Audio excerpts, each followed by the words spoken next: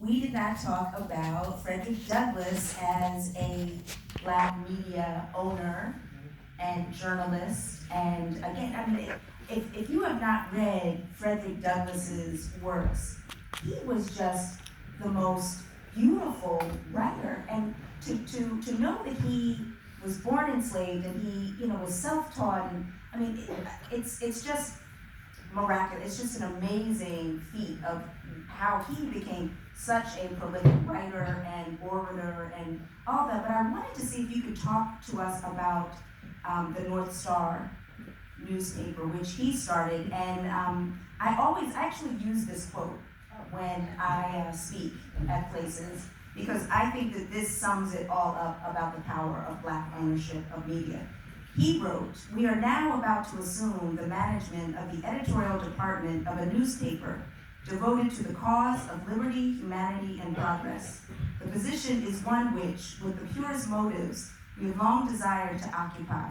It has long been our anxious wish to see in this slave-holding, slave-trading, and Negro-hating land a printing press and paper permanently established under the complete control and direction of the immediate victims of slavery and oppression." And to me, that is still true. It is ownership of media by Black people is absolutely critical so that we can tell our own stories. So talk to us about his role as a journalist and as a newspaper entrepreneur and founder. Well, Douglass owned and wrote for 4 newspapers in his own time. The one that's most popular is the North Star. It came into being after he spent almost 2 years in the British Isles, because as many of you may know his history, he was forced to leave this country after the publication of the book that made him famous. That book is entitled The Narrative of the Life of Frederick Douglass. Now hold on to your seats. An American slave, not a Maryland slave, not an Eastern Shore slave, but an American slave. And then the last part of that title is equally as important, written by himself. We could have a seminar just on the title itself, because it reverberates both historically then and also touches on us today. Because Douglass was courageous and truthful, and I want to underscore the truthful part of his personality, he named individuals in that book that made him famous, that also made him infamous. They were out to take him out because he embarrassed the powers that be at that time. And so they had a bounty out on him. When his abolitionist friends became aware of that, they said, well, we have to get you out of here. You just can't stay in the country anymore. And as most of you will understand, he said, well, okay, but first I need to talk to Anna about all of this, his wife.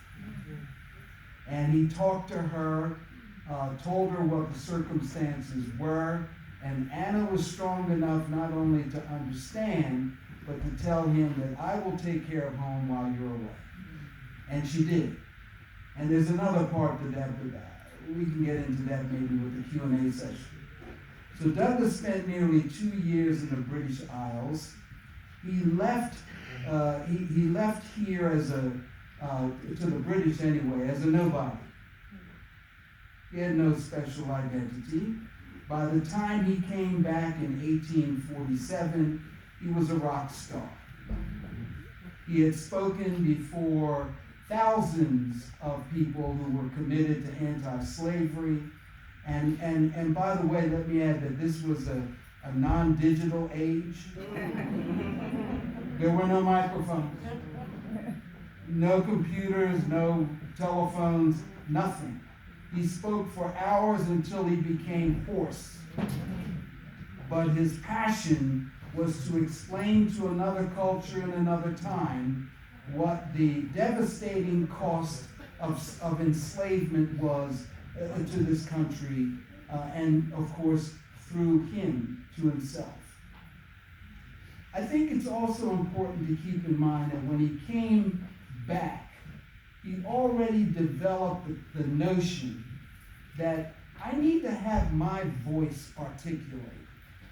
I appreciate William Lloyd Garrison and the Liberators and some of the other newspapers, but they're not articulating my voice.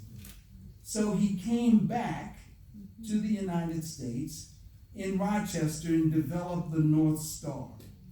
The North Star was singularly the most important abolitionist paper eventually to cover his own time.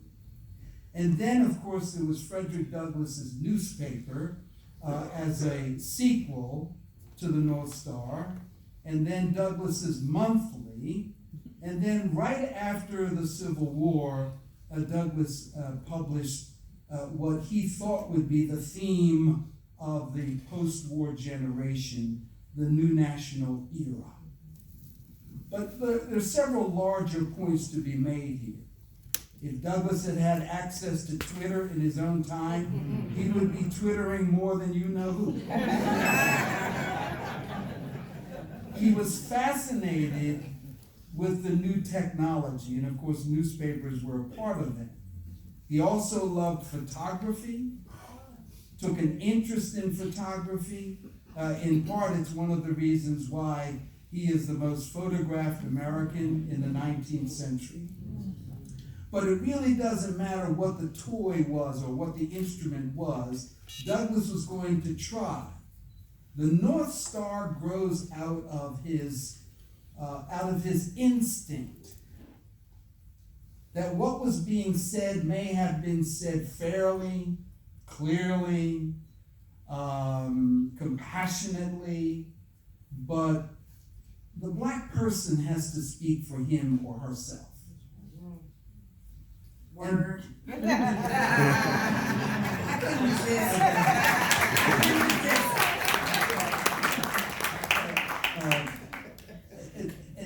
And so that's just an overview of what Douglass did. But if you've read the North Star, and I want to back up 2 steps and say this. Everybody in here's got a phone. You can Google the North Star. You can Google Douglass's first narrative. And please try it. Taste his freedom. Because he was a master of words. The movie that has just come out, I think, provides you with maybe some context for looking at the beautiful movie setting words that Douglass used to write the narrative that made him famous. Each scene can be a scene out of a movie. And I can't tell you, but there have been lots of generations of important people from, not just important, but people who are familiar to you, from Nat King Cole to Harry Belafonte, who wanted to make movies about Douglass.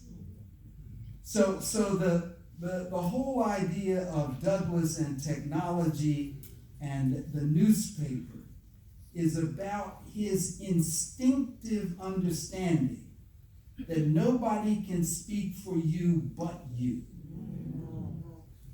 And that's what I think was his major contribution. Now, the North Star, bear in mind, is not the first African American produced paper, but it was one of the earliest.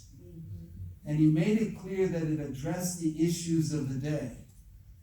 And this is an area yet to be developed. Maybe there's a scholar out there who will do it. I'm retired. But nobody has written about extensively, comprehensively, about Douglas's editorials. Just search and look for those editorials. They address all the issues of the day, and some of which overlap into our own. He wasn't exactly the best bookkeeper in the world. So he had trouble from time to time keeping his finances straight.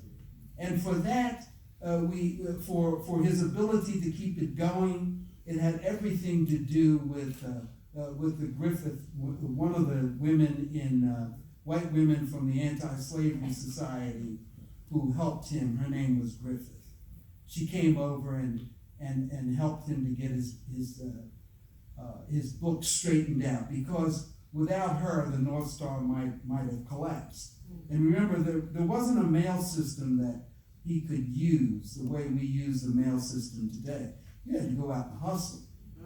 And one of the reasons that Douglas was at Seneca Falls, and you all remember Seneca Falls, the great 1848 convention in Seneca Falls, New York, where women got together, mostly white women, I think all white women, I'll tell you the truth. They got together to carve out the path for the right to vote. Douglas was one of the few males and the only black male there in support of their efforts. So when I said to you earlier that Douglas walked shoulder to shoulder with women, I meant that throughout his life. Now there was a break, and it had everything to do with that 15th Amendment, but nevertheless, if you want to get a closer understanding of how Douglas felt about that, read the chapter in the third of his autobiographies entitled Honor to Whom Honor. And he lays out in that chapter not only the names of women who've supported him, but women who've taught him how to think about critical issues. So this technology was very much a part of Douglas's voice. He stayed with journalism because he knew that was the avenue to make certain that his voice could and would be heard. And of course, by the time of the second, third, and fourth publications, Douglas was famous. And maybe we'll have an opportunity to talk about how he used his fame and technology before the evening is over. Great. That's Dr. C. James Trotman, who is the founder of the Frederick Douglass Institute. And so I think we have some microphones that we're going to